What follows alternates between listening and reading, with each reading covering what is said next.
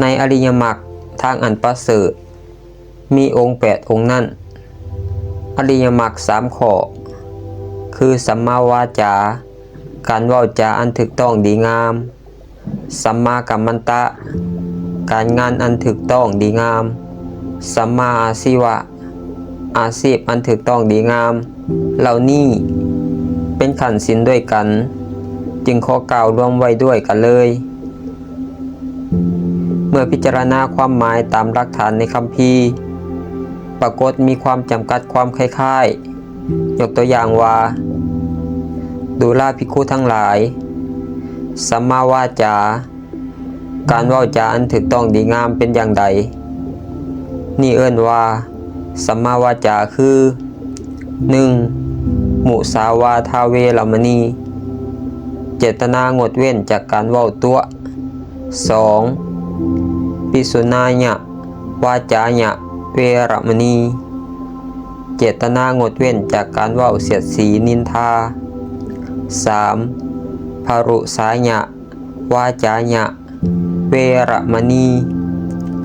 เจตนางดเว้นจากการเว้าหยาบซ่าแข็งกระด้าง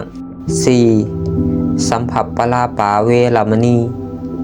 เจตนางดเว้นจากการเว้าบ่มีประโยชน์ให้สาระดูลาภิกขุทั้งหลายสัมมากัมมันตะการงานอันถูกต้องดีงามเป็นอย่างใดนี่เอิ้นว่าสัมมากัมมันตะคือ 1. ปานาติปาตาเวรมณี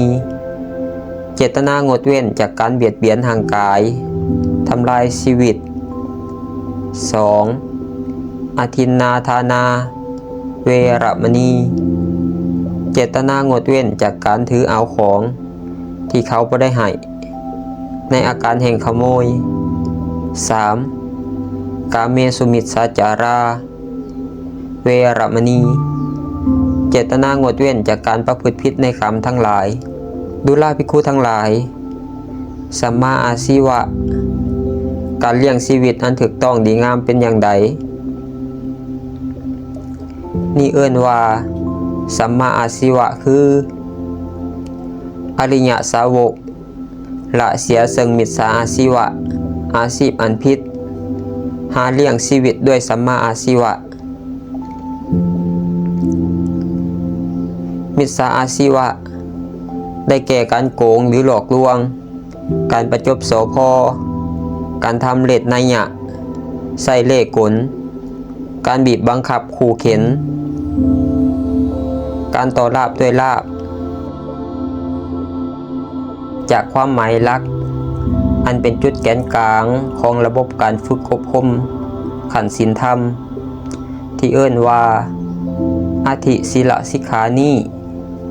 พระพุทธศาสนาก็ได้กระจายคำสอนออกไป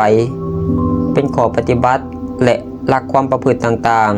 ๆในส่วนรายละเอียดหรือในรูปประยุกต์อย่างกว้างขวางพิสดารเพื่อให้เกิดผลในทางปฏิบัติทั้งแก่บุคคลและสังคมเริ่มตั้งแต่หลักแสดงแนวทางความประพฤติที่กงกันกับในองค์มรรคนี้เองซึ่งเอิ้นว่ากรรมบทและหลักความประพฤติปฏิบัติพื้นฐานสำหรับทุกคนที่เอิ้นว่าเบญจศีลหรือศีล5เป็นต้นอย่างใดก็ดีคำสอนในรูปประยุกต์ย่อมกระจายออกไปเป็นรายละเอียดอย่างบ่มีที่สุดเสียงเพื่อให้เหมาะกับบุคคลกาลเทศะและสิ่งแวดล้อมอื่นๆในการสอนครั้งนั้นๆเมื่อกล่าวโดยสรุปสำหรับคำสอนในรูปประยุกต์ถ้าบ่แม่นประยุกต์ในส่วนรายละเอียดให้เหมาะกับบุคคลกาลเวลาสถานที่และโอกาสเฉพาะกรณีแล้วหลักใหญ่สำหรับการประยุกต์ก็คือสภาพหรือระดับการครองชีวิตโดยในนี้จึงมีศีลหรือข้อบัญญัติระบบความประพฤติต่างๆที่แยกกันออกไปเป็นศีลสำหรับคฤหัสถ์หรือศีลสำหรับบรรพชิตเป็นต้นผู้ศึกษาเรื่องศีล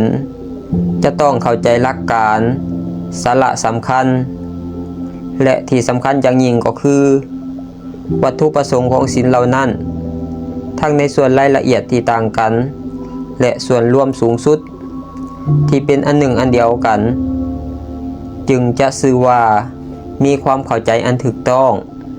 บ่งมงาย